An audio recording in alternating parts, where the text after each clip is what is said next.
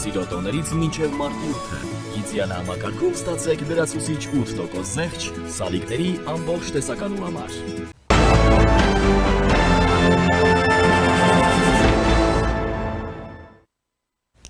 Ժնևում ՄԱԿ-ի Մարդու իրավունքների խորհրդի 61-րդ նստաշրջանի բարձրաստիճան հատվածում իր ելույթում Հայաստանի արտաքին գործերի նախարար Միրզոյանը նշել է, որ Հայաստանը ձգտում է էականորեն նպաստել միջազգային իրավունքի կոպիտ խախտումների դեմ գլոբալ երաշխիքների ամրապնդմանը։ Այս համատեքստում Մարդու իրավունքների խորհրդի ներկա նիստում Հայաստանը ևս մեկ անգամ կներկայացնի ցեղասպանության կանխարգելման մասին բանաձևը, ասել է Միրզոյանը։ Նա մասնավորապես նշել է այս բանաձևի առաջընթաց զարգացումը արտացոլել է միջազգային մարդու իրավունքների իրավունքի, միջազգային մարդասիրական իրավունքի եւ միջազգային քրեական իրավունքի հատման կետում ի հայտ եկող մարտահրավերները եւ ամրապնդել է դրանց լուծման միջոցների վերաբերյալ միջազգային կոնսենսուսը։ Այս կարևոր բանաձևին բոլոր անդամ պետությունների աջակցությունը կլինի ցեղասպանության պատուհանը վերացնելու մեր համատեղ պարտավորության խիստ անհրաժեշտ ազդանշան։ Նախարարի խոսքով տասնամյակներ տևած բռնի հակամարտություններից եւ մարդասիրական արտակարգ իրավիճակներից հետո Հայաստանը Ադրբեջանի հետ համատեղ վճռական գործողություններ ձեռնարկեց մեր տարածաշրջանում երկարատև խաղաղություն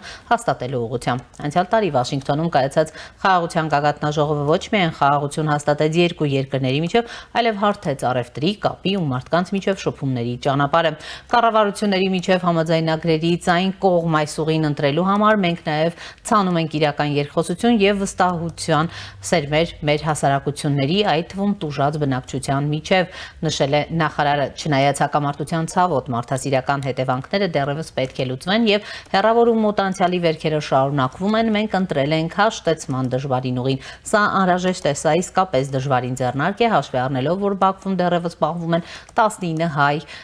կալանավորվածներ եւ անհրաժեշտ է պարզաբանել անհետ կորած անձանց ճակատագրերն ու բռնի անհետացման դեպքերը, ինչպես նաեւ տարածվում են աղավաղված պատմական պատմություններ, ասել է նախարարը, շեշտելով, որ Հայաստանը շարունակում է վճռականորեն հանձնառու մնալ այս ուղին դեպի ապագա կողմնորոշված ավարտ, հասկանալով, որ խաղաղության հետագա ինստիտուցիոնալացումը կխթանի ավելի բարենպաստ միջավայր հակամարտության հետևանքները լուծելու համար։ Ժնևում Հայաստանի արտաքին գործերի նախարար Միրզոյանը մասնակցել է նաև զինաթափման համաժողովի բարձրաստիճան հատվածին եւ հանդես է եկել ելույթով։ Նա նշել է, որ իր համար պատիվ է ելույթով հանդես գալ զինաթափման համաժողովի բարձրաստիճան հատվածում դիտորդ պետության կարգավիճակով։ Զինաթափման հանձնաժողովի պատմական նշանակությունն ու դրա առանցքային դերը միջազգային խաղաղության ու անվտանգության ամրապնդման գործում անհերքելի են, նշել է Միրզոյանը։ Այնուամենայնիվ շարունակվող աշխարհաքաղաքական լարվածության ֆոնին համաժողովը պետք է դրսևորի նորացված քաղաքական կամք եւ հաղթահարի երկարամյա ընթացակարգային փակուղիները համաշխարհային զինաթափման ու անվտանգության ավելի լայն նպատակներն առաջ մղելու համար, ասել է նա։ 2026 թվականը վճռորոշ նշանակություն է ունենալու, քանի որ մեր պետությունները կհամախմբվեն միջուկային զենքի չտարածման մասին պայմանագրի 11-րդ վերանայման համաժողովի շրջանակներում։ Հայաստանը վերահաստատում է իր անսասան հանձնառությունը պայմանագրով ստանձնած պարտավորությունների կատարմանը եւ ընդգծում դրա 3 հիմնասյուների՝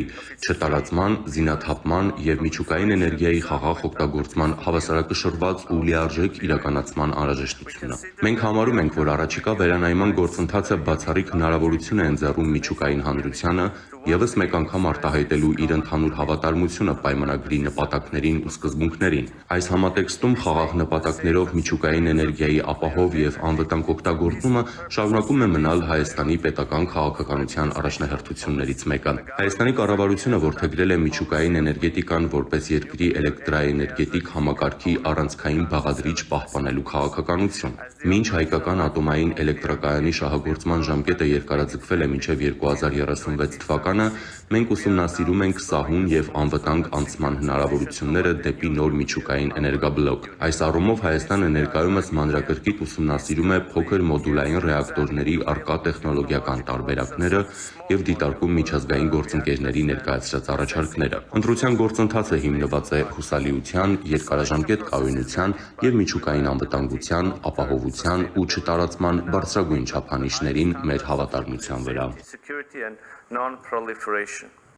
Միրզոյանը նաև նշել է, որ սպառազինությունների վերահսկման ռեժիմները կարող են արդյունավետ լինել միայն այն դեպքում, երբ իրականացվում են բարեխղճորեն եւ հիմնարար սկզբունքների հիման վրա, այդ թվում թափանցիկությամբ, ստուգելիությամբ, համապատասխան ելիությամբ եւ զսպմամբ։ Այս սկզբունքները անփոխարինելի են կանխատեսելիության, պահպանման ու սպառազինությունների ապակայունացնող մրցավազքի կանխարգելման տեսանկյունից։ Նախարարի խոսքով անցյալ տարվա օգոստոսի 8-ին Վաշինգտոնում արձանագրված բեկումնային առաջընթացից հետո Հայաստանի վարչապետի եւ Ադրբեջանի նախագահի կողմից եւ Միացյալ Նահանգների նախագահի վկայությամբ համատեղ հռչակագրի ստորագրմամբ Հարավային Կովկասում բացվել է խաղաղության, բարգավաճման ու տարածաշրջանային համագործակցության նոր էջ։ Ներկայիս պայմաններն իրական հնարավորություն են ընձեռում Հայաստանի եւ Ադրբեջանի միջև զարգացնելու փոխկապակցվածությունը, առևտուրը եւ վստահության ամրապնդման միջոցները, որոնք կարող են էական դեր ունենալ խաղաղության ամրապնդման, փոխվստահության խորացման ու տարածաշրջանային համագործակցության խթանման գործում։ Արհեստական բանականության ոլորտում տեղի ունեցող թռիչքաձև զարգացումները վերափոխում են ժամանակակից կյանքի բազմաթիվ ոլորտներ, այդ թվում ռազմական բնագավառը։ Թեև տեխնոլոգիական նորարարությունն ընձեռում է նոր հնարավորություններ, այն նաև առաջ է բերում խորքային, էթիկական, իրավական ու անվտանգային մարտահրավերներ, հատկապես երբ կիրառվում է պատերազմական գործողությունների վարման ժամանակ, նշել է Միրզոյանը։ Ռազմական, արհեստական բանականության համակարգերի մշակման, տեղակայման ու կիրառման ընթացքում իմաստալից մարդկային վերահսկողության ապահովումը կենսական նշանակություն ունի։ Ուժի կիրառման վերաբերյալ որոշումները, ինչպես նաև դրանց հետևանքների համար պատասխանատվությունն ու հաշվետվողականությունը պետք է հաստատապես մնան մարդկանց ձեռքում եւ չեն կարող պատվիրակվել մեքենաներին։ Հայաստանն ընդգծում է, որ մարդկային դատողությունը մնում է անփոխարինելի զինված հակամարտությունների ժամանակ օրինական, պատասխանատու եւ էթիկական վարքագիծ ապահովելու համար։ Հայաստանն առանձնահատուկ շեշտադրում է կատարում սովորական սպառազինությունների, միջազգային փոխանցումների հարցում պետությունների պատասխանատվության վրա։ Զենքերը չպետք է մատակարարվեն այնտեղ, որտեղ առկա է ռիսկ, որ դրանք կարող են օգտագործվել միջազգային մարդասիրական իրավունքի կամ մարդու իրավունքի միջազգային իրավունքի խախտումներ իրականացնելու կամ դրանց նպաստելու համար կամ քաղաքացիական բնակչությանը դիտավորյալ կերպով վնաս հասցնելու համար։ Հայաստանն ընդգծում է սպառազինությունների փոխանցման վերաբերյալ որոշումներում մանրակրկիտ վստահ ու ռիսկերի գնահատման կարևորությունը, նպատակ ունենալով ապահովել, որ զենքը չնպաստի անկայունության խորացմանը կամ պետական վերահսկողությունից դուրս գտնվող բռնության հրահրմանը։ Եվ այս պահին զրուցելու է միջազգային եւ համեմատական իրավունքի կենտրոնի ղեկավար, մարդու իրավունքների եվրոպական դատարանում հայ գերիների շահերի ներկայացուցիչ Սիրանուշ Սահակյանի հետ։ Տիկին Սահակյան, բարև ձեզ, շնորհակալ եմ միանալու համար։ Բարև ձեզ, շնորհակալ եմ հրավերի համար։ Եվ այսպես Տիկին Սահակյան, ուզում եմ անդրադառնանք ՄԱԿ-ում արտաքին գործերի նախարար Միրզոյանի ելույթին եւ այնտեղ հատկապես այսպես Միրզոյանի գնահատականներին, ուրեմն 19 ուրեմն գերիների հետ կապված Միրզոյանը հաստատում է, որ հաշտեցումը դժվարին գործ է հաշվի առնելով հայ գերիների ճակատագիրն ու այլ հանգամանքներ, ուրեմն այս բարձր ամբիոնից հայ ուրեմն գերիների մասին հիշատակումը ինչպիսի ազդեցություն կարող է ունենալ ներկա պայմաններում, երբ գիտենք, որ այդ դատավարություններն ավարտվել են եւ ուրեմն ինչպիսի վճիռներ կան այսօր Արցախի ռազմաքաղաքական ղեկավարության նկատմամբ, այդ ձեր գնահատականը եւ Միրզոյանի ելույթում հայ գերիների մասին բարձրաձայնումը ինչ կարող է տալ միջազգային հարթակներում, համեցեք։ Նախ նշեմ, որ մարդու իրավունքների խորհրդի նիստերը շատ կարևոր են եւ աշխարհի կարևորագույն մարդու իրավունքների խնդիրները բարձրաձայնվում են եւ ՄԱԿ-ի քաղաքական բարոյական ճնշման միջոցով հաղթահարվում են հենց այս ձևաչափով, ուստի շատ կարևոր էր նման ամբիոնից ելույթ ունենալը եւ նաեւ գերիների չլուծված խնդիրը բարձրաձայնելը։ Այստեղ կարծում եմ կա կոնսենսուս թե պետական մարմինների, թե հասարակական կազմակերպությունների միջև, որ գերիների խնդրի լուծումը վստահությանը ամրապնդող միակ միջոցառումն է։ Մենք ելույթում լսեցինք վստահության սերմերի մասին, այստեղ մեր գնահատական այն է, որ առաջնային եւ անհրաժեշտ սերմը հենց գերիների վերադարձն է։ Իսկ առանց վստահության ամրապնդման հնարավոր չէ հասնել երկարաժամկետ խաղաղության, Կարծում եմ, որ միջազգային գործընկերները եւ այն պետությունները, որոնք դերակատարություն են ստանձնել, հենց այս տրամաբանությամբ են մոտենում խնդրին, նույն Վենսը իր տարածաշրջանային այցելության շրջանակներում նշեց վստահության ամրապնդման միջոցների ձեռնարկման կարևորության մասին եւ որպես այդպիսին նշեց հենց մատնանշեց գերիների ազատ արձակումը։ Ուստի խաղաղության գործընթաց եւ գերիների վերադարձ փոխկապակցված են եւ խաղաղության կարելի է հասնել անհրաժեշտաբար գերիների խնդիրը լուծելու ճանապարհով։ Նշեմ, որ մենք խոսեցինք 19 գերիների մասին եւ այո, սրանք կոնֆլիկտի հետ անմիջական առնչություն ունեցող անձինք են, այդ թվում Արցախի նախկին ռազմաքաղաքական ղեկավարությունը, բայց վերադարձի հարցը քննարկելիս պետք է հավելենք նաեւ Կարեն Ավանեսյանի դեպքը։ Կարենը 2023 թվականի բռնի դեպորտացիայի շրջանակներում կամավոր հիմունքներով Ստեփանակերտում մնալու ցանկություն հայտնած սակավաթիվ հայերից էր եւ մենք տեսանք, որ վերջին ամիսների ընթացքում վերջին մնացած հայերը լքեցին Արցախը, իսկ Կարեն Ավանեսյանին եւս մեղադրանքներ են ներկայացվել եւ նա դատապարտվել է։ Միջադեպը անկախ քննության կարիք կա, բայց ինքնին նրա դատավարությունը եւս չի համապատասխանում միջազգային ստանդարտներին, ուստի Հայաստանը պետք է միջոցներ ձեռնարկի 20 ողջ հայերի վերադարձը կազմակերպելու նպատակով։ Այս պահին բոլոր հայերը ունեն իրենց առնչությամբ կայացած դատական ակտեր, մի մասի վերաբերյալ դատական ակտերը արդեն իսկ կվերջնական են եւ ուժ են ստացել, սակայն եթե մենք քննարկում ենք 15-ի դատավարությունը եւ Ռուբեն Վարդանյանի դատավարությունն ու դրանց արդյունքում կայացված դատավճիռները, ապա դրանք դեռևս վերջնական չեն, բողոքարկելի են։ Մենք սպասում ենք, որպեսզի հասկանանք, թե արդյոք ձևական բողոքներ կներկայացվեն հանրային պաշտպանի գրասենյակի կողմից։ Եթե այդ բողոքները ներկայացվեն, ապա վերջնական ուժի մեջ մտնելու հանգամանքը մի քանի ամիս եւս կերկարաձգվի, այլապես մի քանի շաբաթ անց այդ դատական ակտերը մտնելու են ուժի մեջ եւ բոլոր հայերը ձեռք կբերեն դատապարտվածի կարգավիճակ։ Այս դատավարությունները մեր գնահատմամբ եւս խոչընդոտում են խաղաղության գործընթացին, դատական նիստերի լուսաբանման համատեքստում, հանրային տիրույթում, հատկապես սոցիալական ցանցերում ակտիվանում են հայացածության արտահայտությունները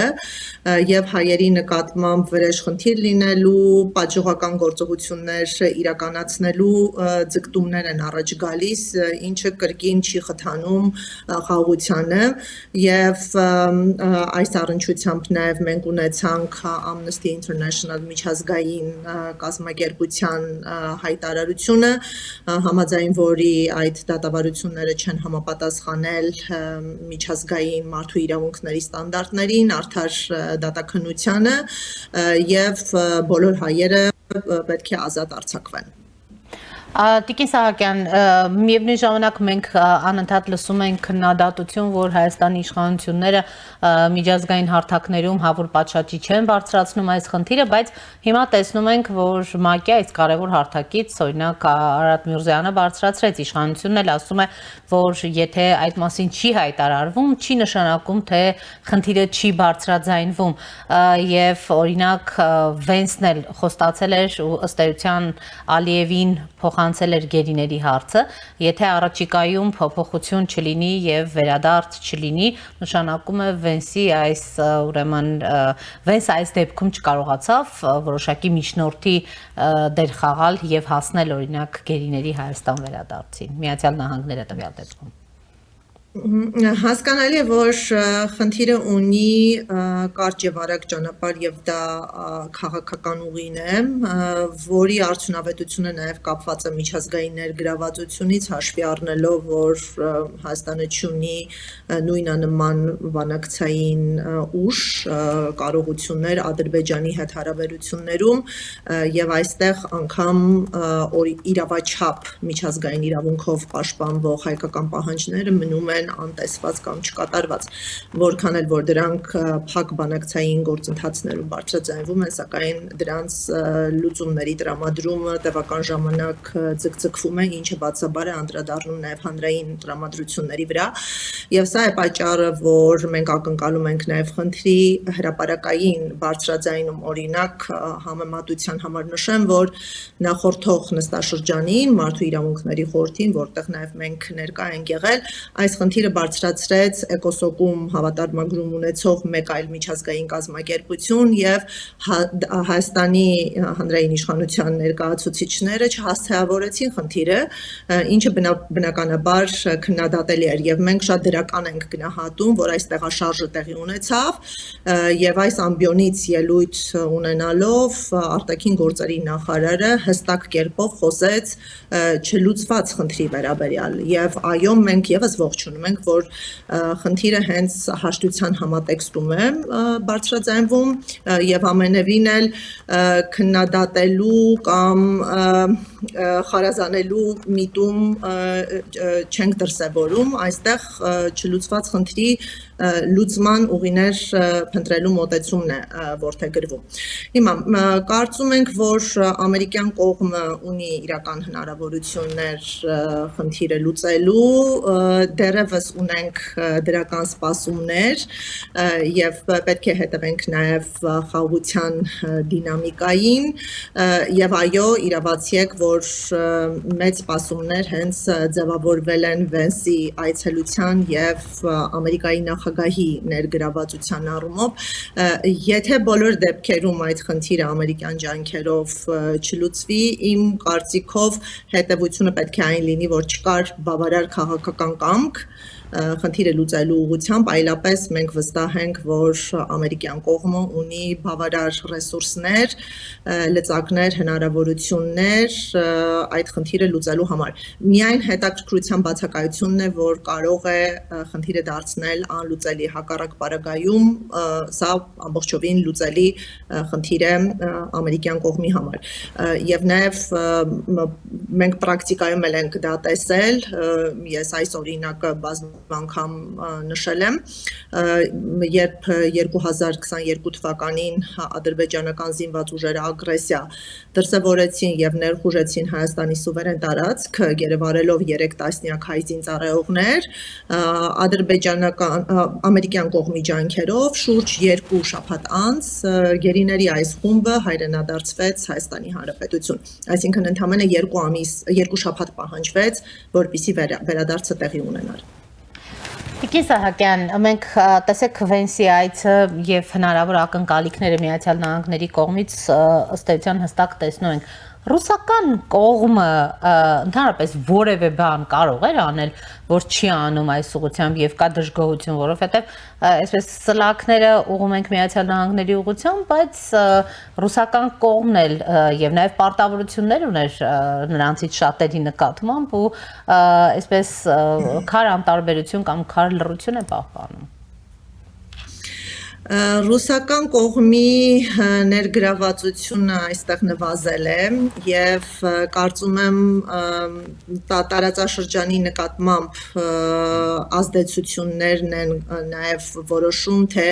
գերիների խնդրում որ պետությունը կարող է դերակատարում ունենալ, օրինակ 2020 թվականին, երբ պատերազմը դադարեցվեց ռուսական կողմի ջանքերով եւ նոյեմբերի հայտարարության ստորագրեց նաև Ռուսաստանի Դաշնության նախագահը շուրջ 1 տարի նույն գերիների վերադարձի խնդրում դոմինանտ էր Ռուսաստանի Դաշնության դերը։ Նշեմ, որ անգամ ադրբեջանական կողմը մերժում էր Կարմիր խաչի միջազգային կոմիտեի ներկայությունն ու այցելությունները, բայց գերիներին տեսակցում էին ռուս խաղապահները եւ գերիների նաեւ վերադարձը կամ փոխանակումը տեղի էր ունենում հենց ռուս խաղապահների ներգրավվածությամբ եւ տվյալ փուլում գնահատելով ռուսական ազդեցության չափաբաժինը տարածաշրջանում մենք հասցեատեր էինք դարձնում խնդիրների հենց Ռուսաստանի Դաշնությանը եւ քիշեք, որ նույն տվյալ ժամանակահատվածում խաղաղապահ ուժերի հրամանատարը տեղեկություններ էր հավաքագրում, դրանք քննարկում էր ադրբեջանական կողմի հետ, անգամ գերիների հաստատումները տեղի էին ունենում նաև այդ խողովակով։ Հետագայում մենք դիտարկեցինք ռուսական ազդեցության թուլացում, նաև ամերիկյան ազդեցության ավելացում